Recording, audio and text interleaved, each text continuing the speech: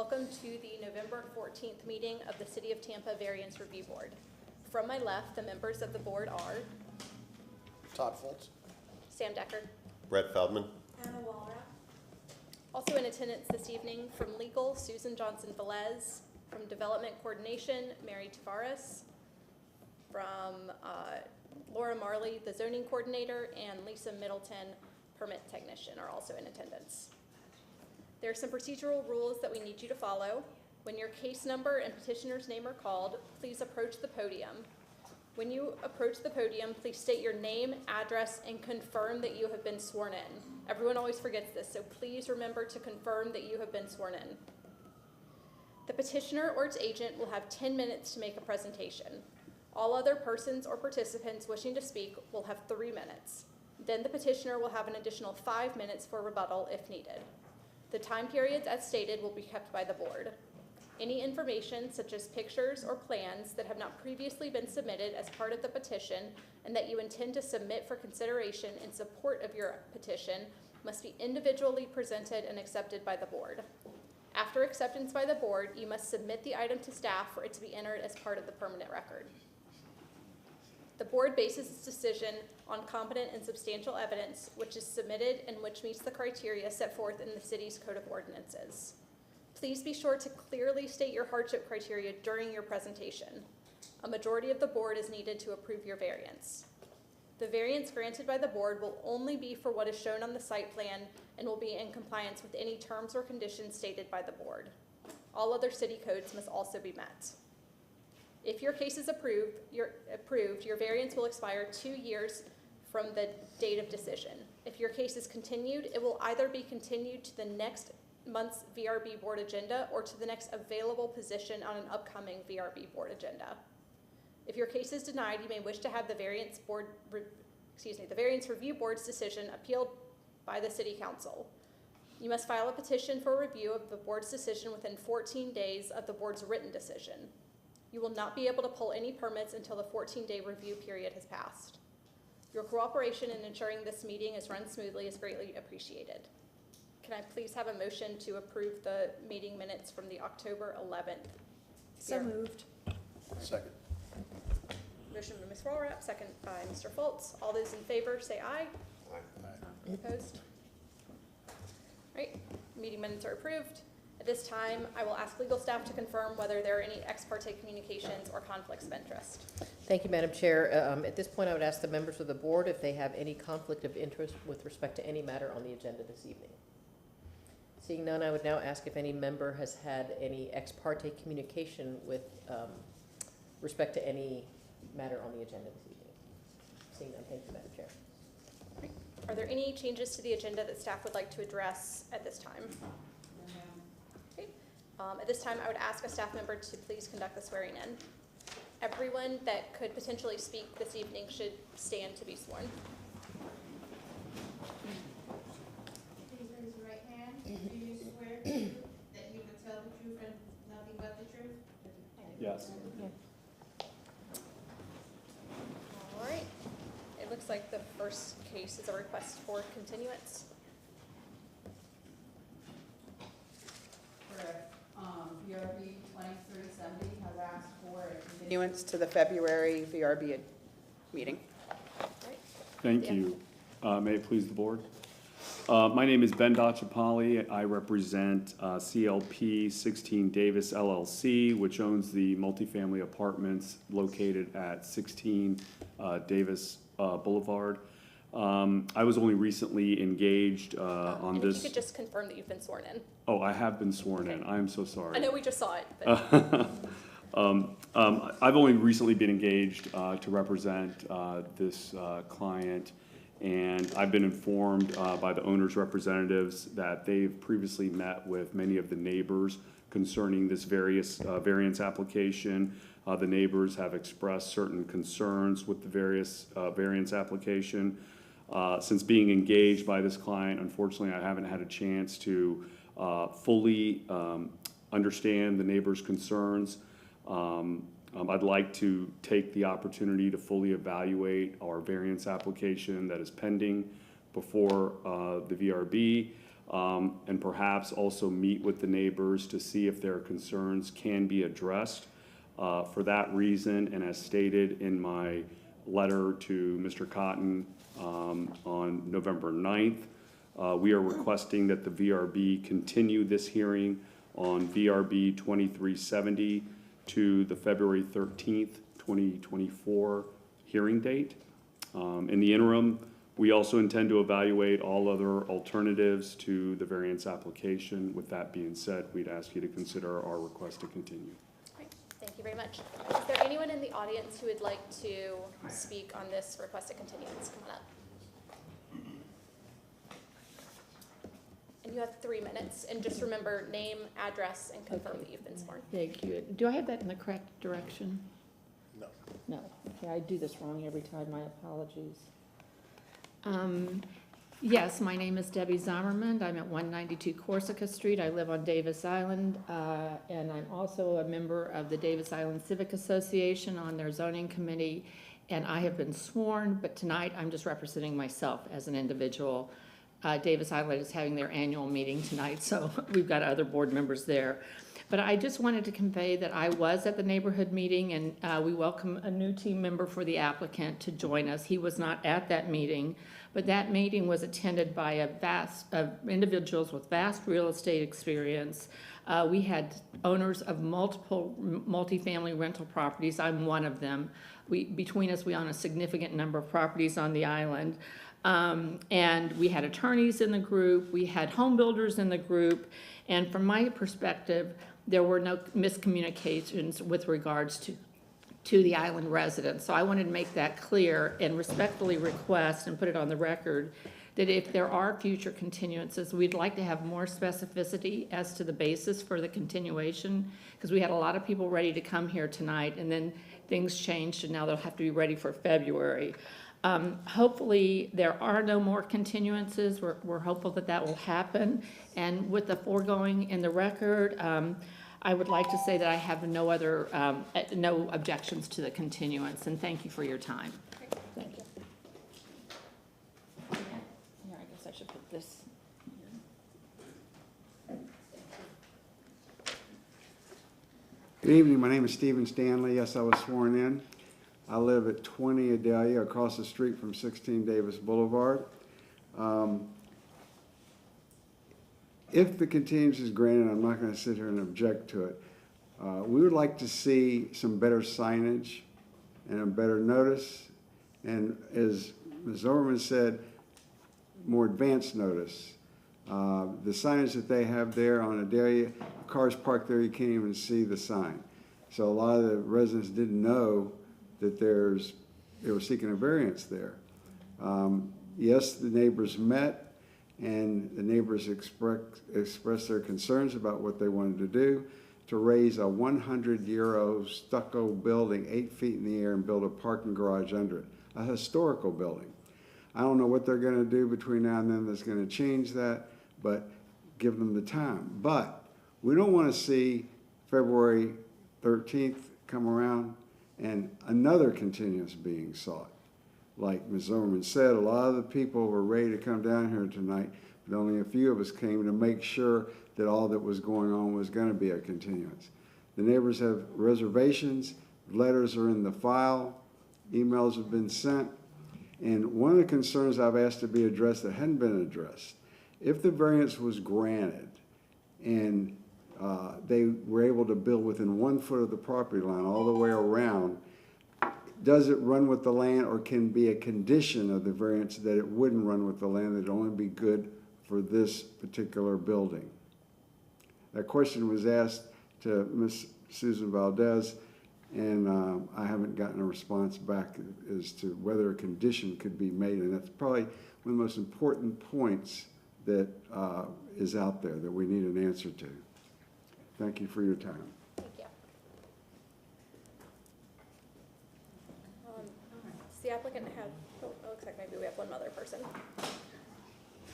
In the meantime, Susan Johnson Velez will get back to you about your legal question. I will note that all of our variances are tied to the specific site plan that is approved. So the variance runs with the land to the extent that that particular site plan applies to the subject property.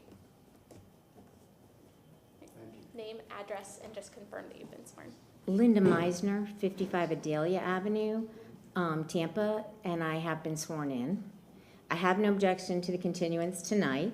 I was at the neighborhood meeting. I don't think I was misunderstood. I don't think the neighbors' opinions were misunderstood. I think they got the message that we pretty much disagreed with everything they wanted to do. I agree that we need additional notifications as this goes forward, and the last minute, we're gonna put this off. We've seen so many plans for that property, and they're doing so many questionable things. We'd like to just wrap this up and find out what they can do moving forward and what they can't, and understand what they are applying for. But it's time. I have no objection to moving the continuance into February, but let's try and hear it then. Thank you. Yeah. All right. With the applicant, do you have any sort of rebuttal? Is there anything you'd like to? Our request has been made, and we would just ask that seeing that there was no objection, that the variance be, or the continuance to our variance application be granted. Appreciate that. Okay, so I will, if there are no comments or questions? Would you like a motion? Yes, that'd be great. I move that the application for BRB 23-70 for property located at 16 Davis Boulevard be continued until February 13th, 2024, variance hearing at 5:30 p.m. Great, motion by Mr. Feldman, second by Ms. Walrop. All those in favor say aye. Those opposed? Great. We'll see you in February.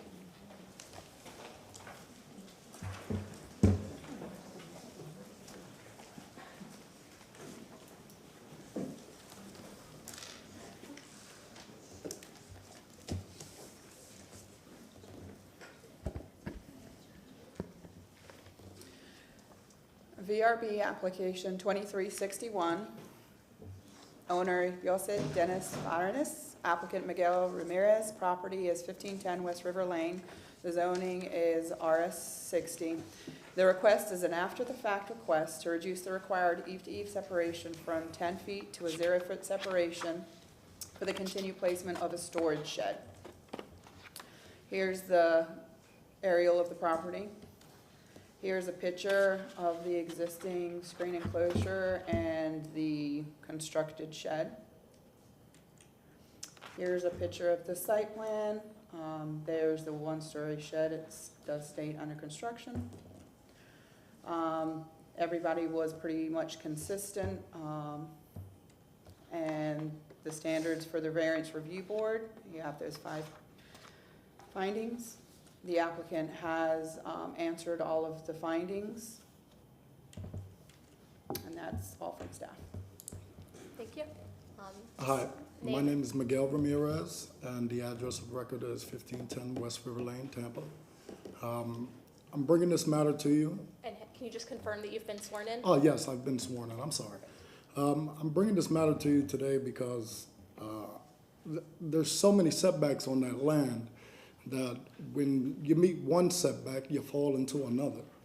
So there's really nowhere else to put it, and we're only asking that you guys give us the 0 separation from eve to eve from the screen porch until for the structure. And I've spoken to several other homeowners around the neighboring properties, and they don't have an issue with it. It's not affecting anybody else's property, it's more a hardship on them because they can't even finish building it, and I would hate to have the city want them to tear it down. And so it's usually helpful if you explain a little bit about how the hardship, the hardship criteria that you've talked about relate to this particular property. So I know you said. Well, it's relating to first of all, we're on a flood zone. So, I mean, The hardship itself is basically the land. You can't put it anywhere else. It's already constructed, it's already up in the air. You know, the homeowner was lied to by a different contractor who told him he pulled the correct permits and stuff like that. The city came down, they put a work stop order on it. That's when I got involved. I'm a friend of the families. You know, I've dealt with this before in Hillsborough County. The city of Tampa is kind of different. You know, you guys have different zoning laws. So we're just hoping you guys can somehow approve this for the homeowner. Okay. Does that complete your presentation? Yes, ma'am. All right. Is there anyone in the audience who would like to speak on this application? Seeing none, I'm going to open it up for questions from the board. What are the materials, what kind of materials make up the shed and the screen porch? Well, the screen porch is basically aluminum, and the shed is going to be fireproof. Okay. Yes. Okay. So it's definitely going to be fireproof. The concrete's raised. So we're going to have French gutters in there, French drains for the drainage. So it won't be flooded back there. Also, we use PT wood all the way around, so you know it's waterproofed in that sense. But I'm more concerned about fireproofing it. So you know, there's going to be no electrical, no plumbing. It's just a storage shed. They're just going to put files and stuff like that in there, and that's basically what it is. Nobody's living in the structure or anything like that. You know, I talked to the neighbor next door. He kind of had the same issues. I know that doesn't pertain here, but you know, he said you guys just bring it to you guys and see what you guys say. I mean, the worst thing you could do is say no, but I mean, if you guys say no, I'm just gonna have to appeal it regardless. So. Appreciate that. Any other questions? Are you building this yourself? No, it's a separate contractor that's building it. Like I said, I'm a friend of the families and I'm here. He doesn't really speak too much English, so, you know, I speak English, so.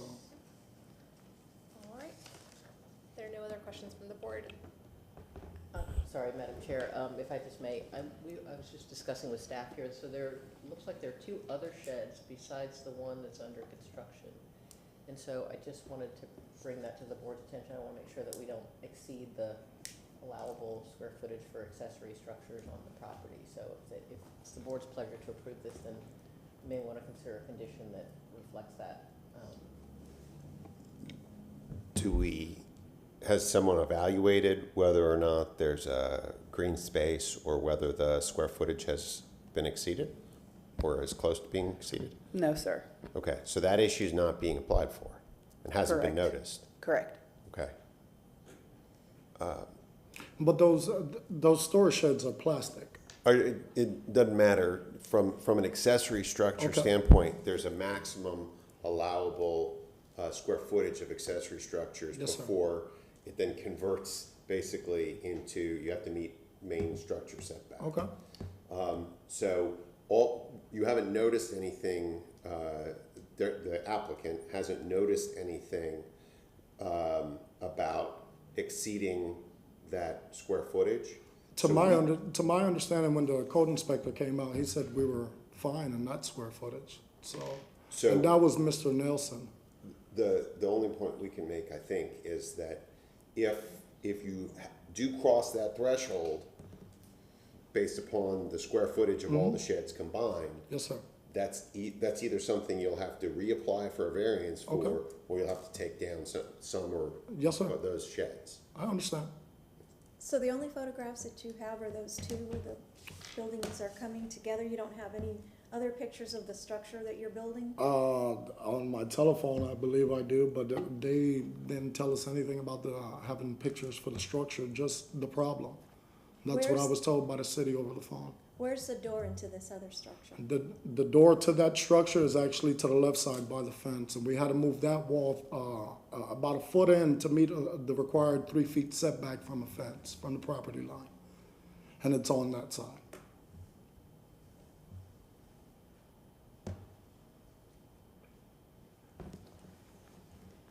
And it's all fire rated material, so. Are there plans for this thing?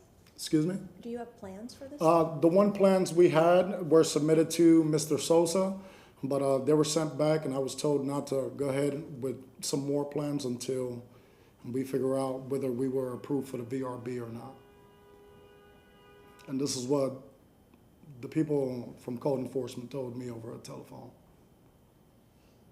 If there are no other questions, you have 5 minutes for rebuttal, should you feel you need it. Okay. Okay, I'm going to close the public hearing and open it up for discussion or motion from the board.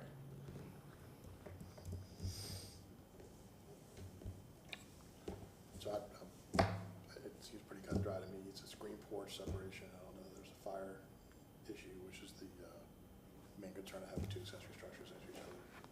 I don't see an issue with this one. Means it's a small property. It's a problem within his own property. He's not affecting Yeah. the neighbor, so.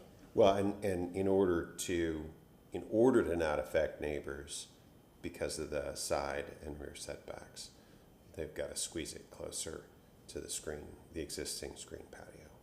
So, yeah, I see it.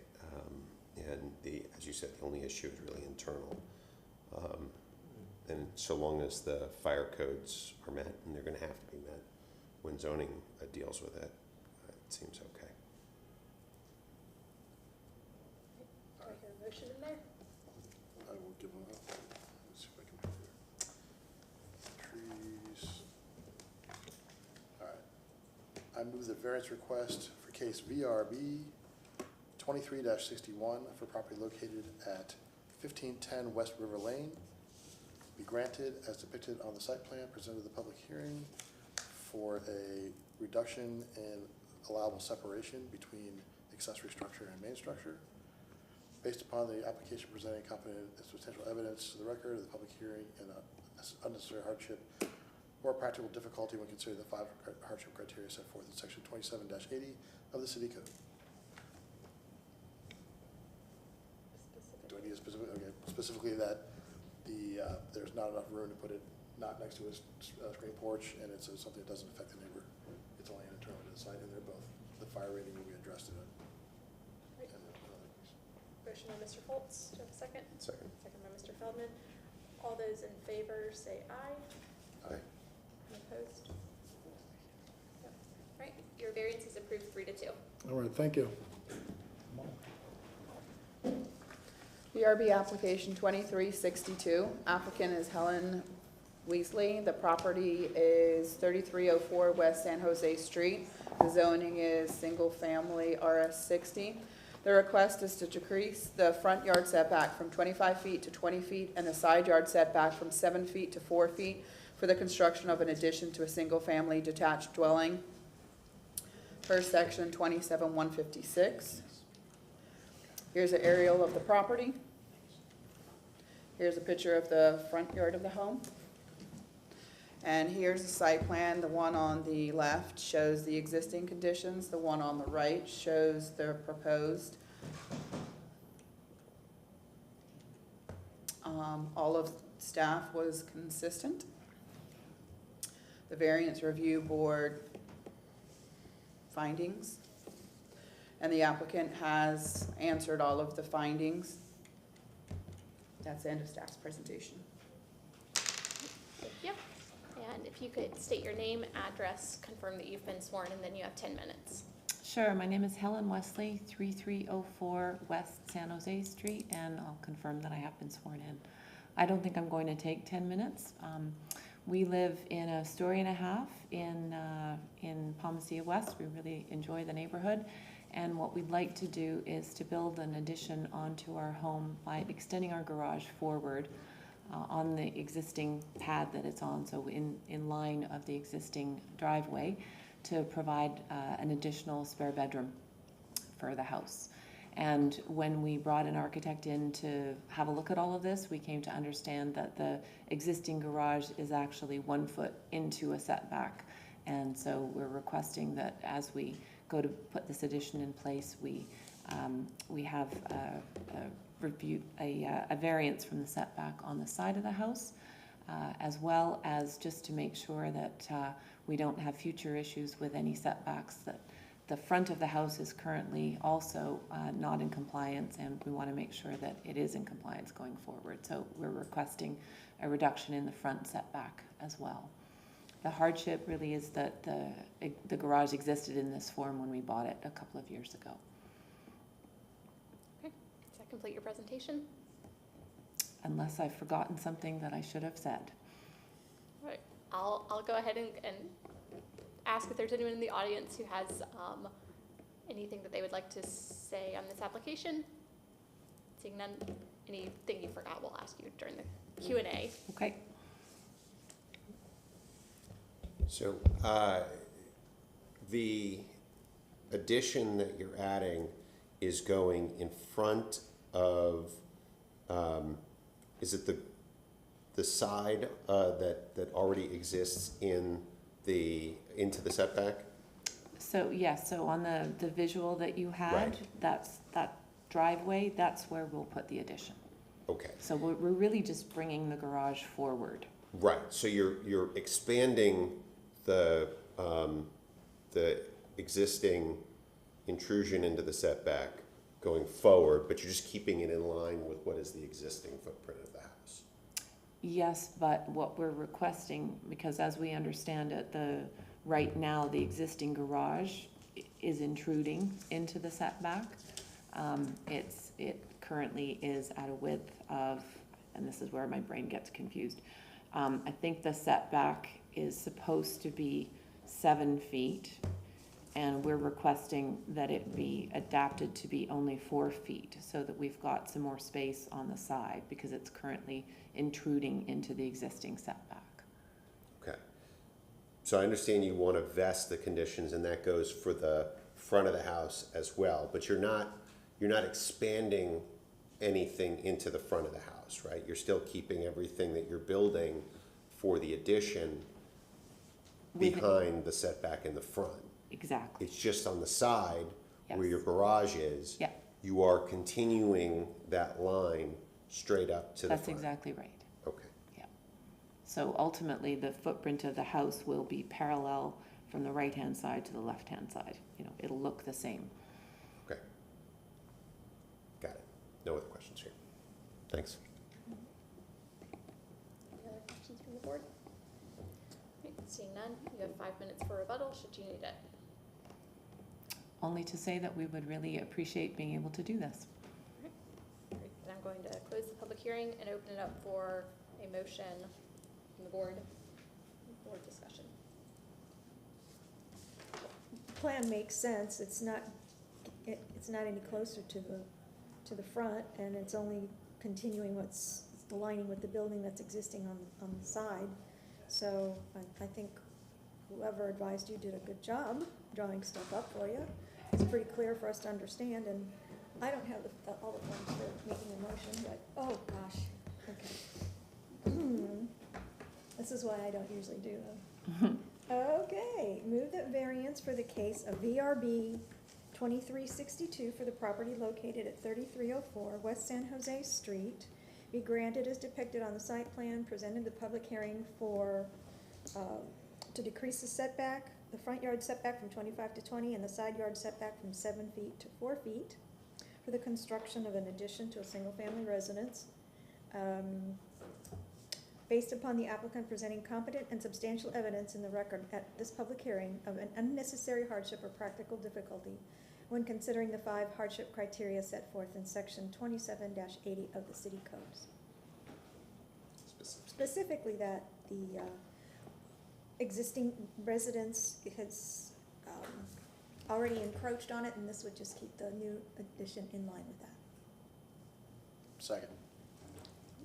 Ms. Walrat, second by Mr. Fultz. All those in favor say aye. Aye. Opposed? None? Great. Your variance is approved, 5-0. Thank you very much.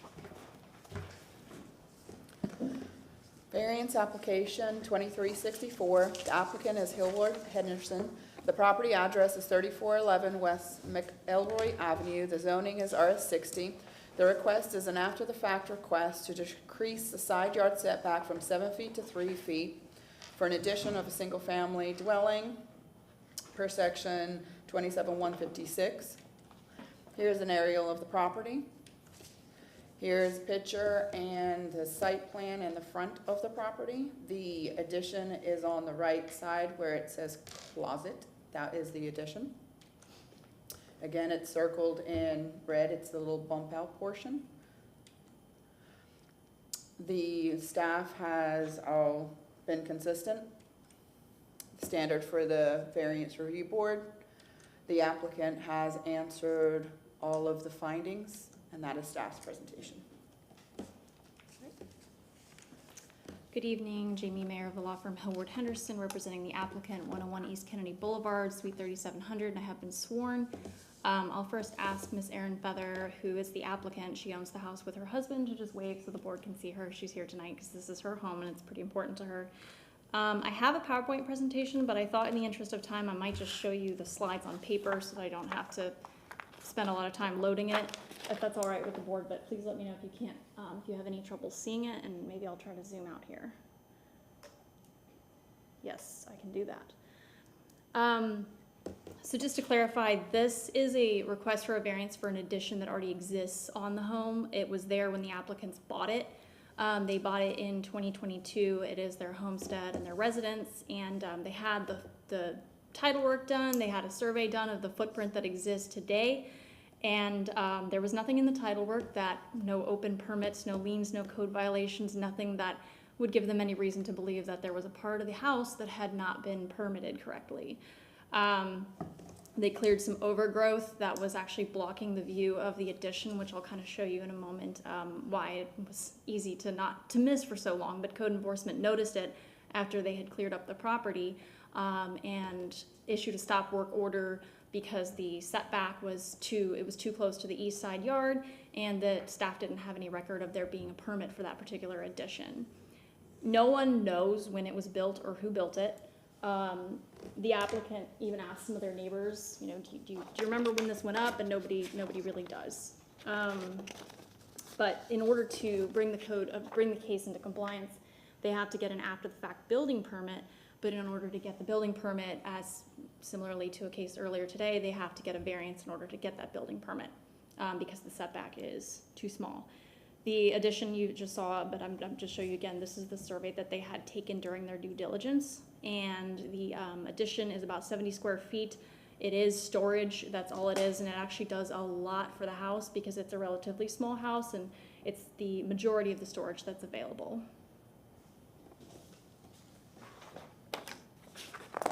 And you saw the drawings a moment ago, but again, just want to emphasize the addition here. It's a significant part of the house, and if the variance was not granted, they would be required to tear off that entire 70 square feet of storage. I know you've seen the photos, but the addition is here. So it's just peeking up over the fence line, and it's clear how it was so easily missed and kind of flew under the radar for however long, we don't know. I'll just show you here, this was in the application materials, but this is a view of going into the addition from one of the bedrooms where it's accessed, and as you can see, it's completely finished, integrated into the house. It's got matching flooring, it's got lighting, and once again, it is a very functional part of the house. I'll just go through the variance criteria. We find that this request does meet all of the variance criteria as required. It's not unique to the owners. Anybody could have bought this home and been the person to find out from code enforcement that this part of the house was not properly permitted, or allegedly. We actually don't know,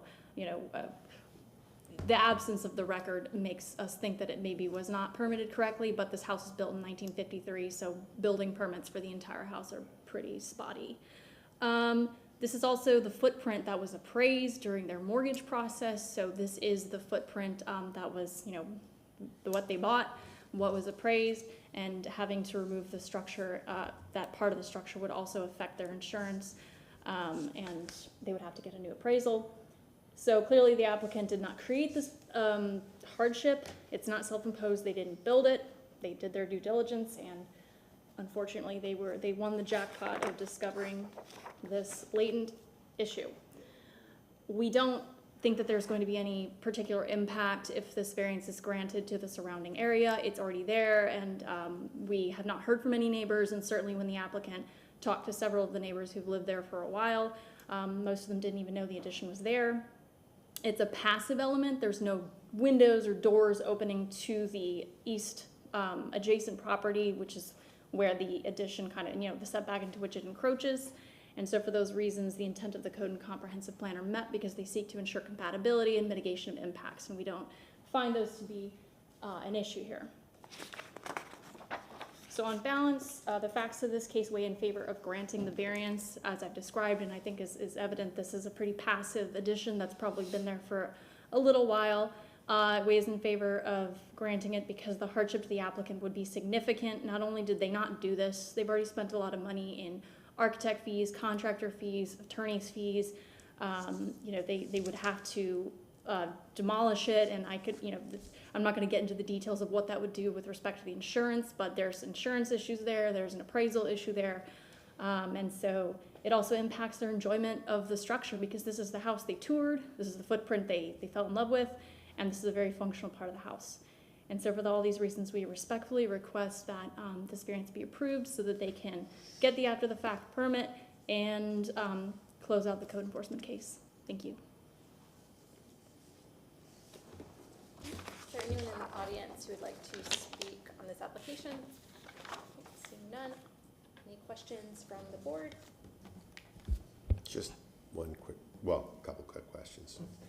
And I only say this because I'm disappointed, I think, that you didn't show us your PowerPoint, because the last time you were in front of us, I feel, maybe the time before the last, you had fireworks in it, didn't you? Did you represent us? That wasn't me, but That I wish it wasn't you. was. Okay. I kind of wish it was. I feel like I thought you had represented us before us, a fireworks developer that was expanding. Oh That my was gosh! you, Oh wasn't no, it? that was me. I thought you meant was there like a No, graphic and you in had there? fireworks in your slideshow, Yes, and I did remembered the it. Phantom fireworks. This Sorry, is, yes. that was just one. Brings me back. So no, my real question is this: there's no work going on, but there was a stock work order issued by the county because they found this thing out. Yes, Okay. so they saw it. And then you have to apply for a building code, for a building permit, even though you're not doing any work, so that you can get the addition approved. Is that accurate? That's correct. Okay. Yes. I just wanted to make sure I was understanding how that worked. Yes. Got it. Okay. No other questions. Thank you. All right. Then you have 5 minutes for rebuttal should you need it. Unless I don't think the applicant wishes to say anything, and so I would appreciate an approval so that they can go on about their lives in this house. Thank you. All right. I'm going to close the public hearing. A motion from the board. This seems pretty easy. Applicant didn't create this situation. It has existed for some time such that even the neighbors can't say when this thing was built. Nobody noticed it until recently. So it seems right along the line of something we should approve. So I move that a variance request for case VRB 2364 for property located at 3511 West McElroy Avenue be granted as depicted on the site plan presented at the public hearing, to decrease the side yard setback from 7 feet to 4 feet. I'm reading the right one, aren't I? Okay. 4 feet for a pre-existing addition to a single-family detached dwelling with the allowed encroachment of eaves and gutters, based upon the applicant presenting competent and substantial evidence in the record and at this public hearing of an unnecessary hardship or practical difficulty when considering the 5 hardship criteria set forth in section 27-80 of the city code, specifically that it is an existing condition. The applicant did not create it. It existed when the applicant acquired the home, and it has existed for so long that neither the applicant or any of the neighbors or the city can tell us when this addition came around. All right. for a second. We might have an amendment. Could we amend it for going to 3 feet? Because the site plan, I believe, says 3.4 feet, not 4 feet, so if we could just put it at a straight 3 feet? How was it noticed? 3.68. Yeah, so if we could do just 3 feet, we want to work in full numbers, I understand that it's existing, but if we just do it at 3 feet. So it was noticed for 3 feet, Yeah, it was 3.68 feet. then it's gotta be to 3.68. Okay. Yeah, I think that makes sense. Okay, all We're right, working on full numbers moving forward. cool. That's good to know. But for this one, we gotta go with what's noticed, Perfect. so. Thank you. Then I will amend it to decrease the side yard setback from 7 feet to 3.68 feet. Motion by Mr. Feldman. Is there Second. Second by Ms. Walrath. All those in favor, say aye. Aye. Any opposed? The variance is approved 5-0.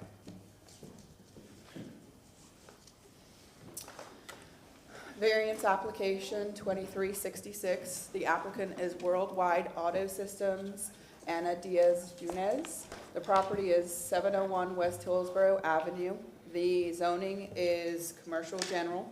The request is to increase allowable sign square footage from 62.5 square feet to 151.1 square feet to allow 2 additional building signs and one that does not face the public right-of-way, and to allow 100% of window sign covering when 25% is allowed per section 27-283.3B6A1, 27-283.3B6B1, and section 27-283.3A5B6. Here's an aerial of the property. Here is some pictures of the property. This was before this owner moved in. And here's the site plan. Here's a blown up portion of the site plan. You can see site sign 1, 2, and 3. Sign 2 does not face a public right-of-way. And here's the window coverings. They have covered all of the windows. So it's going from the allowable 25 feet to asking for existing 100. And this is, has already been done. All of staff was consistent except for zoning. The square footage allowable is 62.5. The front of the building is 50 feet by 1.25 square feet. So they're asking for 151.1 square feet, which is 2.4 times the amount allowable. 1 sign per single occupancy per parcel is allowed. The applicant is asking for 3. Again, one that doesn't face the right-of-way, and then only 25% of the total window area or less is allowable. The applicant is asking for 100. Here's a criteria of the VRB. The applicant has answered the questions, and that is staff's presentation. Thank you. The applicant would just remember to state their name, address, and confirm that you've been sworn. Yes, my name is Ana Diaz. I am the owner of Shadows Property at 701 West Hillsborough Avenue. I have swear. We bought the property a year ago.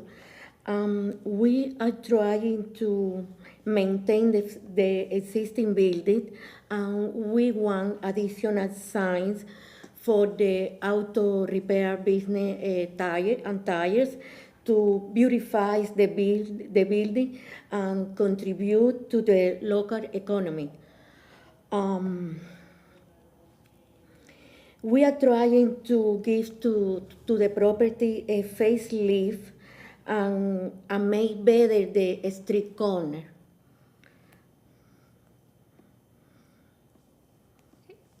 So can you speak a little bit about the hardship? Why does this property need this variance?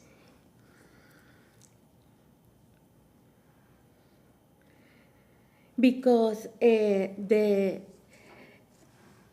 size of the building is almost the 10% of the total property.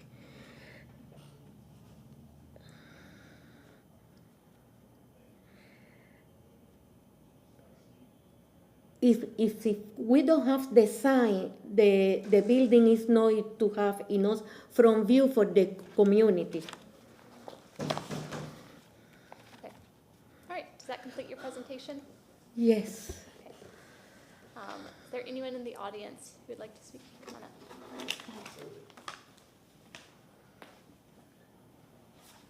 My name is Frank Greco. I'm the Vice President of the Riverbend Civic Association, which is part of the Civic Association. I have not been sworn.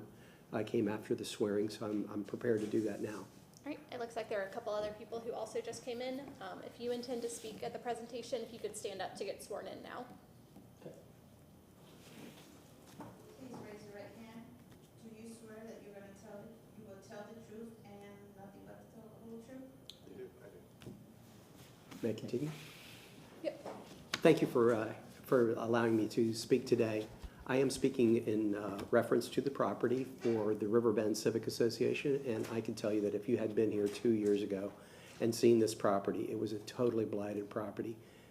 The new owner has taken this property and converted it into something that is really very nice for the neighborhood. And our neighborhood is very desperately needing businesses that would bring back the opportunity for people to reinvigorate this part of Hillsborough Avenue. We have no problems with the signage request of the owners, and we do think it would be a positive for the neighborhood, and we have no complaints to allow that, and we very much hope that you will allow that. So we're asking for your vote to approve this variance. And again, I'm representing the Riverbend Civic Association, which is part of this neighborhood. Right. Thank you for hearing. Thank you. Thank you. All right, seeing no one else with audience comments, I'm going to open it up for questions from the board. I have a couple questions. So I think it probably makes sense to sort of talk about these variances in two separate kind of buckets. Yes. The one is for the sign variance, the sort of formal sign that'll go on the building, and then the other is for the window signage. Can you talk a little bit about what the benefit of the window signage is?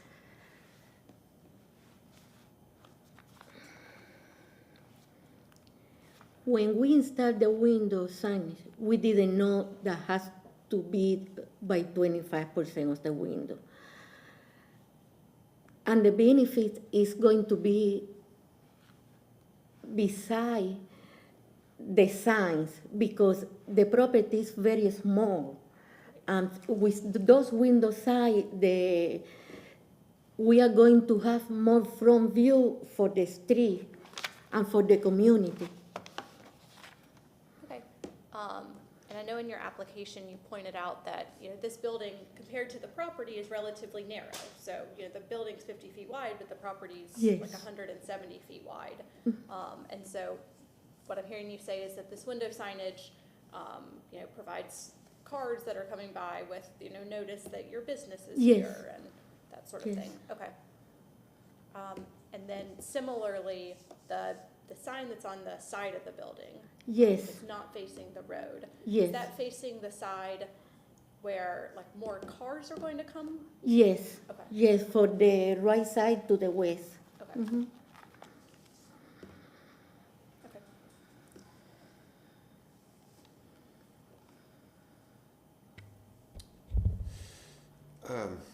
My question is actually for either legal or staff, whoever can handle this. Can someone give us an understanding of the reasoning behind the 25% rule for the windows? Is that something like, the city needs to be able to see into businesses? What's the basis, if any, behind that 25% rule? Yeah, that's what I'm asking, is like, what is the reasoning behind it? Staff is not exactly sure why that was put into the code, but one can believe it's because for visibility in and out of a business. So possibly to see in and for the, you know, the owners to be able to see out and what's going on in their property. If it's 100% covered, they wouldn't know what's going on with their property. So it possibly Right, could but it could be 75% covered, and that's still violating the rules, so I don't, just trying to say, what's the reasoning behind it, so that we can understand if there's a basis to grant what's being asked? Yeah, staff would be speculating why it was put in the code. So would I. So, Well, and, from the legal standpoint, if, you know, the code is what it is, and so if you're gonna deviate from it, it does have to be based on a hardship. So I don't know why it was set at 25 versus 35 or 50 or some other number, but, you know, that's what the code is, so. okay. Can you give us an understanding of why we need Yes, 100% I of the understand. windows covered? Yeah, but if you go there, those windows Yeah. are around my office where I receive my customer. I can see outside all the car. I see all my parking lot. The area where the guy is performing the job, change the tire, doing alignment, whatever, don't have window. It's rolling door. But I can see outside, if they can see inside. It's a wrap. It only has some color. Couldn't you get blinds? Blind? Yeah, blinds. You can put shutters, or, I mean, if the issue is. No, we you don't want have people blinds. looking in, or But them- I see outside. When I am sitting at my desk, Yeah, I see outside. right, but you can't see outside now because there are No, blinds here up I now. don't see. But we need to see outside. Oh, I see. So you're saying you can see through the signage? Yes. But people can't see in? They can see. What about, They can see that I am inside okay, because it's no something like that. Is it perforated, I don't, like on a bus? well, I mean, It's a window wrap. okay. But Yes. why does it need to be a sign? I mean, as opposed to, you know, just a covering? It's a business. Okay, And that when we bought the property was in very bad shape, very dirty. And we are trying to leave the property. I understand that.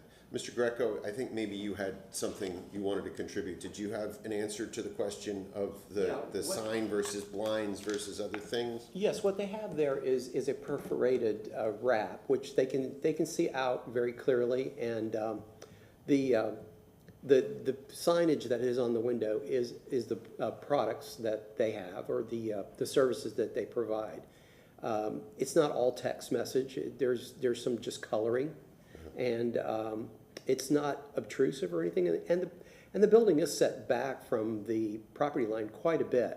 When they widened Hillsborough Avenue, they took a lot of the frontage of this particular property, and it's not anything that's obtrusive. And if you really look at the code, we allow building today with buildings that don't even have windows to the street. So the visibility is not really the issue. There was a rule back in the city of Tampa code that you had to have 50% fenestration. They have the fenestration, but that has long since been abandoned by the city. They've built buildings without fenestration to the front. I can probably give you a couple examples in this very neighborhood. Yeah, and the reason, and this might go to either you or the applicant, but I guess the concern I have is that anything we grant runs with the land. So if we're granting signage that allows 100% of the windows to be covered, and another business comes in, that business gets that exact same ability to cover all their windows. And maybe they don't do the same kind of business, or don't have the same kind of approach and the same coloration that this terrific owner does. And so I guess my concern is, why should we be granting covering up all the windows with signage if the concern is I want to be able to see in and see out, and there are other ways to deal with that, right? Tint windows or other things like that. My question for zoning would be that when the business changes, there's a change of use that goes into play, then all of that That and does is not, revisited. legal can comment on that. I would defer. Unless they not change the site necessarily, plan. not necessarily. There may not be a change of use. It may be something that's similar enough that you're not required to do that. And, you know, the application is for signage, and so, again, I understand what you're saying about the fenestration and no windows and that, and that's fine. There don't have to be windows, but you can't have that much signage under the code. And also covering the windows 100%. So that's what we're trying to address. Yeah, and we have no, I will also say, we have no ability to regulate or condition the message that's placed upon these signs. You know, that's not our purview, that's not anything we can get into. So again, looks terrific now. I don't really have a problem with the signs. They seem directional. My concern is, and if y'all want to tell me the basis or why my reasoning or why my concern is misplaced, my real concern is over the 100% coverage of these windows. Just I'm having trouble understanding why that's necessary to exceed what's permissible. If anyone wants to tell me, It's I'm open. basically because businesses is so, in this neighborhood are so, the downturn, I don't know what the right answer would be for that, but I could see where they would need some advertisement or something to promote the business that they have in this location. There's a lot of older businesses throughout Hillsborough Avenue, and many of them have a lot of signage on the windows and signage that may not meet the code today, but did back when they were first in business. There's a lot of that in the city of Tampa. Okay, thank you. Okay. Are there any other questions from the board? So I just been kind of running down Google Maps down Hillsborough. I don't see anything that's anywhere close to that as far as covering the windows. There are some large signs, but I don't see a lot of window covering. I think I would be more inclined to increase it from 25% to a 50% level, something like that, if that was requested, but a complete covering is a little bit different. Well, and I'd also. Can we do that? I'm sorry, I'd also caution the board not to, you know, you have to look at this individual property and why the hardship isn't, you know, whether a hardship is justified or has been shown on this property.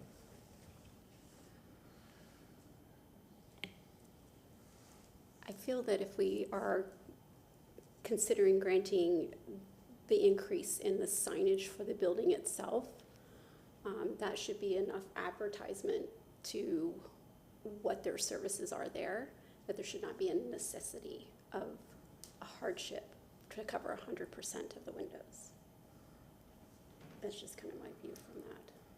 And that's, I think that's fair. I'm gonna go ahead and close the public hearing, or, sorry, I'm gonna ask for it, I'm gonna give the applicant an opportunity to rebut, and then we can close the public hearing and talk about some of our thoughts and comments on this. So you have 5 minutes for rebuttal, should you need it. No. Thank you for the opportunity to be here and to request what I need for the property. Okay, so I'm gonna close the public hearing and comments from the board. Sorry about that. So I feel that signage is a need for our businesses, and the fact that they are trying to uplift the area, make it more pleasing. I can see the need for an actual signage. 100% covering on the windows, I'm struggling to find the hardship on that, to do the full increase on it. I feel the same way. So we, again, I think all the signage that has been requested appears necessary. I heard discussion about how the building is set back, how those signs impact direction and wayfinding within the property and to the property. So I think that that all is grounded in solid hardship that focuses on this property. The piece that I think we all, the piece that I've heard and that I continue to have concerns about is the window covering itself. And I'm okay with the 25% as is. If someone feels that some percentage between 25 and 100% is, should be permissible, I'm willing to hear a reason for that. But otherwise, short of that, I'll go ahead and make a motion based upon approval of the signage, but not for the window covering. Does anyone have anything to say about the window covering? Okay. Then I will, and actually, before I start this, let me ask legal, would you prefer that I make a motion simply to approve the signage and not the 100% of the windows, or would you prefer that I make two motions, one to approve the signage and one to disapprove the window I covering? think I would prefer the two motions. I thought you Just to might. work there. Making me work hard for it. Well, I'm sorry. Okay. I move that a variance request for case VRB 23-66 for property located at 701 West Hillsborough Avenue be granted as depicted on the site plan presented at the public hearing to increase the allowable sign square footage from 62.5 square feet to, oh crud. Laura, does this, does the signage square footage include the window covering? No. All right. Okay, let me start that over. To increase the allowable sign square footage from 62.5 square feet to 151.1 square feet. To allow 2 additional building signs and one that does not face the public right-of-way. Based upon the applicant presenting competent and substantial evidence in the record and at this public hearing of an unnecessary hardship or practical difficulty when considering the 5 hardship criteria set forth in section 27-80 of the city code and pursuant to the sign code, specifically that the property, the building is set back from the street, that the additional signage is necessary both to help motorists and citizens find the business and then wayfind within the property itself to know where to take their vehicles for servicing. I have a motion by Mr. Feldman. Is there a second? Second? Second by Ms. Powers. All those in favor say aye. Those opposed? None. All right. Your request for a variance to increase. I'm going to do that now. Okay. Do that now. So I move that a variance request for case VRB 23-66 for the property located at 701 West Hillsborough Avenue to allow 100% of window sign covering when 25% is allowed be denied due to the failure to petitioner meet its burden of proof to provide competent and substantial evidence in the record at this public hearing of an unnecessary hardship or practical difficulty when considering the 5 hardship criteria as set forth in section 27-80 of the city code and 27-289.3b of the city code. Second. A motion for denial by Mr. Feldman, a second by Ms. Walrath. All those in favor of denial say aye. Those opposed? No. Okay, so your request for an increase in the allowable square footage has been approved, but your request for a 100% covering of your windows was denied. So you have 14 days to appeal that decision, should you wish to. Okay, I have a question. Because the sun is, if we remove that, the sun is going to be inside when we are working. Window tint is the same thing that is going to be covered 100%? City staff can help answer those questions for you. I'm sure you can reach out to them during the day. I don't know if Laura has an answer off the top of her head, but. Yeah, just contact our office tomorrow and we can talk. Okay, thank you. Thank you so much. Thank you. Variance application 2373. The owner and applicant is John and Abigail Reynolds. The property address is 4008 West Santiago Street. The zoning is RS60. The request is to reduce the rear yard setback from 20 feet to 8 feet for an addition, which is a screen room, to the primary structure, per section 27-156. Here is an aerial of the property. Here is a picture of the existing screen room. Here is the site plan of the existing screen room. And everybody had, all of staff has said it was consistent. Here's the standards of the VRB. The applicant has answered all of the findings. And that is staff's presentation.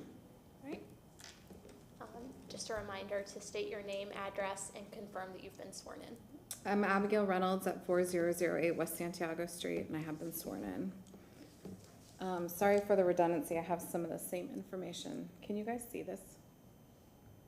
Okay. So here's the house. It was purchased in 2020 for our growing family. It was 920 square feet when we purchased it. To my knowledge, we're the only people in our area that have actually worked with the house and rehabbed it instead of tearing it down and building something that was stacking. But as a constraint and hardship to us, the house is from 1945. So obviously the zoning and setbacks were different and they predate, you know, what is there now. So the layout of the house itself on the property is something that we purchased into. So we did do construction on the property, which was newly finished. We did an addition of a little bit under 1,000 square feet, and so the end of the house abuts right to where the setback line is. The construction was fully permitted, obviously, everything passed with the city. The porch that you see here was included in the construction and the addition, and was extended into the setback. Everything was approved by the city. So I believe that was 2022 that everything wrapped up. Fast forward to Christmas Day last year, my father was house sitting for us, and unfortunately he was in a very traumatic accident on Friendship Park on Christmas, and it was just a really bad accident. We're lucky that he's still here. As a result, I went from having like a fully functional, full-time working father to someone who was in the hospital for a while, and then he ended up moving in with us, living with us, and he is now disabled. So basically what we did to scramble when he was in rehab is figure out how to accommodate a wheelchair, PT, physical therapy, all of the materials and stuff that they had. The house is small, it's under 2,000 square feet. We're a family of 5. We don't have a lot of closet space, we don't have a garage. So basically we started using the back porch to accommodate him. The first thing that happened was he was actually unable to get through our front door because the entrance to the house is very small. It's a 27-inch door, the front door. A wheelchair is actually 36 inches. So we started going through the back, through the porch. We have big sliders back there. And it made sense to just take him up the back, and it was a lot easier. So we realized that we needed to put a fully functional and operational roof on top of the porch, not only from the elements from the sun and rain protection, but also our neighbor has a big live oak tree, which is far enough away that construction did not impact it, but the pollen was a very big problem for us. So when I reached out to the city to ask about screening in the existing deck, which again, the deck had already passed all the inspections, we didn't do anything to the deck, all we did was add a screen. They told us that we could build a screen without a variance, but what we needed to apply for a variance for was the composite roof. We could do a screen roof if we wanted, but if we wanted to do a full roof, we would have to go through the process of the variance later. Because of the time constraint of my dad coming back to live with us full time, I met with Mr. Cotton, and he gave us what was called I don't want to mess up the term, a reasonable accommodation. So we were granted the reasonable accommodation to go through the construction. Again, it was fully permitted with the city of Tampa, it was inspected, the construction has been complete. We haven't added any square feet, the only thing we did was screen in and add a composite roof, and it's currently functional and operational for my dad to use, basically. There's no drainage issues, it has gutters, and it does extend into the setback. Here is a photo of it. Most of our neighbors have pools and similar structures with screens and stuff in the backyard that you can see. We don't. We're the only single-family home that's one story there, so they're kind of looking down on it. In terms of geography, not in terms of like actually looking down on. So again, the variance request is reducing the rear setback from 20 to 8 feet. All the neighbors have been notified. Tico had no issues. The construction is complete. We're not going to do any further construction back there. And also, it doesn't affect any of the trees. Part of this process has been not only sending out the mailer, but also going around and speaking to all the neighbors before I applied for this, just to make sure everybody was in agreement with it. I have signatures from all of the homes who can see the structure. The roof and the porch and the screen are not visible from the street. They're not visible from the sides. It's really just the people in the back. So all of the people who can see it sign that they're not only in agreement with it, but 2 of our neighbors said that it's an improvement to the area and it looks nicer than it did before. Here's an aerial photo of the house, our house, and then I put stars on the roofs of all the people who can see it, and I have all of their signatures who said that they were okay with it. So again, the hardship is basically cramming a lot of people into a small house in a very small lot in South Tampa. We're trying to take care of our needs. My aging parents are now pretty much staying with us indefinitely. My father has been indefinitely. That's something we weren't expecting, but we're not planning on moving. We're from here. This is our home. So we're trying to maximize what was a very small house in this kind of odd footprint. We are trying to just maximize the space without having to build anything additional. So we just screened in a porch that was already there, and just trying to make it the most efficient and unobtrusive manner as possible. And we do have full support from the neighbors.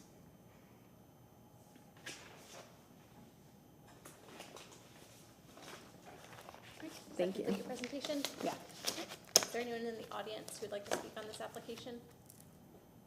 Seeing none, questions from the board? I feel like I'm asking all the questions tonight. Would you, so the size of your house and the existing conditions make the porch and the use of what you're doing somewhat logical. Would you agree to a condition that the screened-in area would never, that you would never enclose it, make it air-conditioned space, right? Like, we're okay We with the can't, screening. just the way it's built, it's not, it's a wooden deck. You know what I mean? Like, it doesn't, Yeah. we don't have like the footers and the concrete. So We're not planning on you'd be doing anything okay- like you'd be that, okay yeah. if that was a I mean, I don't condition? even think we could do it. Right, but you'd be okay if that was Yeah. a condition? Terrific, thank you. That was my question. I wrote it down. So thank you for asking for it. They have really big side yard setbacks on both sides of the house. So it's not as if they're covering any more of the land than. We also have all of our neighbors, actually on the whole back row, everybody else has a screen that abuts, but they all have pools.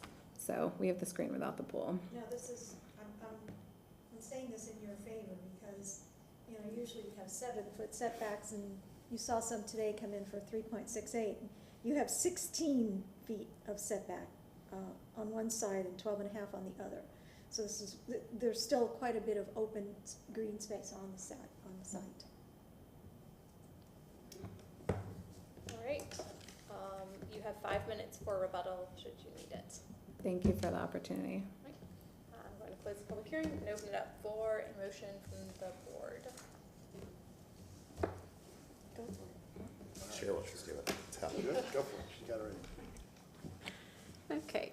I move that the variance board for case VRB 23-73, located at 4008 West Santiago Street, as depicted on the site plan presented at the public hearing, for a variance to reduce the rear yard setback from 20 feet to 8 feet for the construction of an addition screened room to the primary structure per LDC section 27-156C, table 4-2, schedule of area height and bulk and replacement regulations, RS-60. District setbacks are 25 feet front, 20 feet rear, and 7-foot side.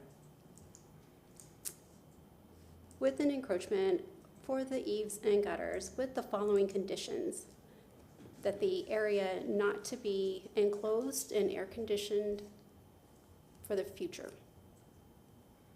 That said variance as condition be granted based upon the applicant presenting competent and substantial evidence in the record at the public hearing of an unnecessary hardship or practical difficulty when considering the 5 hardship criteria set forth in section 27-80 of the city code, specifically that the home was built in 1945. The additional hardship, you needed extra space for accommodations. All of your neighbors are in support of this. And that's it. Second. Motion by Ms. Powers, second by Mr. Foltz. All those in favor say aye. Any opposed? No. All right, your variance is approved. Thank you.